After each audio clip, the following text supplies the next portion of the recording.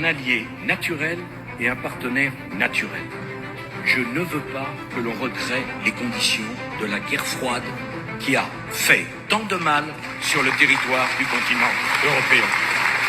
La Russie est grande comme 46 fois la France, à 2 fois la superficie des États-Unis d'Amérique, à 150 millions d'habitants. Dans l'histoire de l'humanité, jamais un pays qui n'avait pas la population pour occuper son territoire n'a été envahir le territoire d'à côté. Expliquer que la Russie va envahir l'Ukraine, c'est une méconnaissance totale de l'histoire, de la démographie et de la volonté des dirigeants russes. L'Ukraine est un grand pays de 42 millions d'habitants, dont 30% est russophone. L'Ukraine est un pont entre l'Europe et la Russie. Le jour où vous coupez le pont d'une rive, le pays n'a plus de sens. Plutôt que de pousser l'Ukraine dans un côté ou dans un autre, très bien mieux de pousser l'Ukraine à avoir d'excellentes relations avec l'Europe et d'excellentes relations avec les Russes. Parce que si vous obligez l'Ukraine à choisir l'Europe plutôt que la Russie, que deviennent les 30% de russophones en Ukraine? Conflit en Ukraine dans votre livre. Oui, je vous cite Nicolas Sarkozy, page 55. La France a tort de livrer des armes à flux continu à l'un des belligérants. Il est illusoire de penser que la Crimée russe jusqu'en 1954 redevienne ukrainienne. Vous affirmez aussi que Vladimir Poutine a commis une faute historique avec ce conflit. Autre extrait sur Volodymyr Zelensky. Je suis lassé d'entendre les discours quotidiens et martiaux du président ukrainien donnant des leçons de morale à toutes les entreprises qui commercent avec la Russie. Dans le Figaro le 16 août, vous persistez et signez. Nous avons besoin de Vladimir Poutine et il a besoin de nous, avant d'ajouter que le président russe... On a besoin de la Russie. Hein, on a besoin de la Russie. C'est d'ailleurs le raccourci qui a été fait par le Figaro. Si vous citez-le exact. Nous avons besoin de... tout à fait la même chose. D'avoir besoin de la Russie, besoin de Poutine. Avant d'ajouter que le président russe n'est pas irrationnel. Des propos qui ont suscité des réactions d'une grande voix de la gauche, mais également au sein de votre famille politique, Nicolas Sarkozy.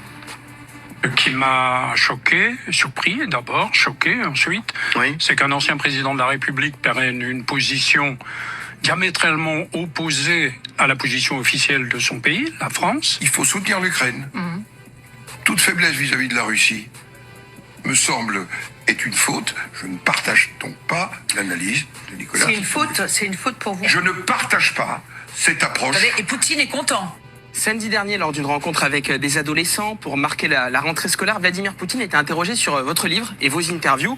Une fois n'est pas coutume, depuis plusieurs années, le président russe s'accorde avec un dirigeant européen, en l'occurrence vous.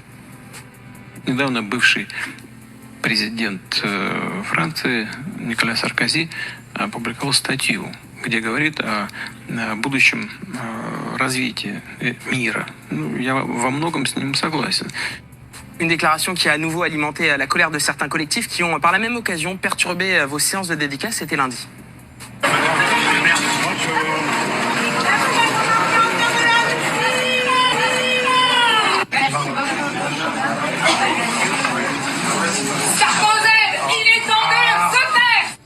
Nicolas Sarkozy, en tant qu'ancien président, est-ce que vous ne commettez pas une erreur en allant à rebours de la position d'Emmanuel Macron, de l'État français et de l'Europe? Non. Alors, c'est un sujet très lourd dont il faut parler sérieusement. Bon. Figurez-vous qu'il y a 1,5 million de morts aux confins de l'Europe. 1,5 million. Dont la plupart, dont beaucoup sont ukrainiens. Mais on continue, parce que sur le front du boulevard Saint-Germain, on est très courageux pour envoyer des jeunes Ukrainiens mourir. Hein? 1,5 million. Deuxièmement, sur Poutine, il y a beaucoup de gens qui parlent de lui, qui ne l'ont jamais rencontré. J'ai eu, je crois, peut-être 80 conversations avec lui, dont certaines extrêmement dures, puisque c'est moi et personne d'autre qui a été à Moscou pour le faire sortir de Géorgie alors qu'il avait envahi la Géorgie. Dont il n'est pas sorti. Excusez-moi. Encore aujourd'hui, l'Abkhazie et l'Ossétie sont toujours... Non, excusez-moi, la Géorgie est un pays libre. Si vous voulez rentrer dans le détail, je vous rappelle que l'Abkhazie, c'est la patrie de naissance de Staline, et c'est l'endroit où tous les hiérarques du Parti communiste allaient passer ses vacances. C'est une région complexe. La Géorgie, non, la Géorgie est libre. Alors, il y a le problème de l'Ossétie et de l'Abkhazie, l'Ossétie du Nord et l'Ossétie du Sud, mais c'est un autre sujet. Si vous voulez un jour, vous m'invitez, on en parlera. Mais c'est moi qui m'y suis opposé. Et en 8 jours, les chars russes, qui étaient à 25 km de Tbilissi, sont sortis. Sont sortis à 95% du territoire, pas à 100%, je vous en donne acte, mais sont sortis. Bon. Et à l'époque, tout le monde était bien content que j'ai pris le risque d'aller à Moscou, et les 8 heures de discussion avec Poutine ont été extrêmement dures. Troisième remarque. Dans cette affaire, il y a un agresseur et un agressé. L'agressé, c'est l'Ukraine. L'agresseur, c'est Poutine. C'est vrai. Et comment on peut faire Attends, l'agresseur pour continuer de se battre? Si on proposait de mettre si fin à non, la livraison d'armes. Mais non, si on y va par slogan, vous continuez alors le débat, on fait la guerre sur l'affaire, des bêtises comme ça, qu'est-ce que ça veut dire? On ne sait même pas quel est le but de guerre. Donc, il y a un agresseur, un agressé, Poutine est l'agresseur, l'Ukraine est l'agressé, et il faut aider l'Ukraine. Là, je pose des questions. Pas besoin de me faire insulter pour poser des questions. Bon, il est gentil, monsieur Jospin, de sortir de sa retraite, donner des leçons. S'il y connaissait quelque chose, ça se saurait. En l'occurrence, je pose la question, est-ce que l'entrée de l'Ukraine dans l'OTAN favorise la paix ou pas? C'est une question noble. C'est pas une question stupide. Ma réponse, c'est non. Mais c'est pas une surprise, puisqu'en 2008, avec Angela Merkel, on s'y est opposé. Pourquoi on s'y est opposé? Parce que quand vous agitez la muleta sous le museau du taureau, faut pas s'étonner qu'il fonce. Donc je suis pour qu'on donne des garanties de sécurité à l'Ukraine, pays qui doit rester neutre, parce que l'Ukraine est un pont entre le monde slave, la Russie, et nous. Mais quel Ukraine? Quel Deuxièmement, territoire ukrainien? attendez, je vais y venir. Ouais. Ça me fait... Deuxièmement, est-ce qu'il faut faire rentrer l'Ukraine dans l'Europe? Ça me rappelle l'affaire de la Turquie. C'était magnifique, de Hollande à Chirac, ils étaient tous d'accord pour faire rentrer la Turquie dans l'Europe. Est-ce que ça fait progresser la paix? Non. Parce que si vous faites rentrer l'Ukraine dans l'Europe, vous renforcez l'Europe américaine, puisque les pays de l'Europe de l'Est sont sous domination américaine. Je suis pour une Europe indépendante. Et nous n'avons pas les mêmes intérêts en la matière que les Américains. Poser ces questions-là, c'est quand même pas un scandale. Est-ce qu'on pourrait les doit y poser réfléchir. au peuple ukrainien? Mais Qu'est-ce que vous faites de la volonté des peuples dans cette histoire-là, Monsieur Sarkozy, et volonté qui a sans doute évolué Mais très bien, avec très bien. l'agression du voisin russe? Il n'est pas question de trouver un accord sans que les Ukrainiens disent ce qu'ils veulent. En l'occurrence, d'ailleurs, les Ukrainiens, c'est les Américains. Parce que vous retirez le soutien américain et vous n'avez malheureusement plus la force nécessaire pour défendre l'Ukraine. Les Ukrainiens, Donc, oui. Mais pour gagner une guerre, l'issue d'une guerre, c'est simple. Soit vous exterminez l'adversaire, soit vous faites un compromis. Hein, il n'y a pas de troisième solution. C'est assez simple. Un compromis territorial, donc. Attendez, un compromis. Exterminer la Russie. Deuxième puissance. Pas l'exterminer, la repousser hors des frontières ukrainiennes. Non, c'est pas comme ça que ça se passera.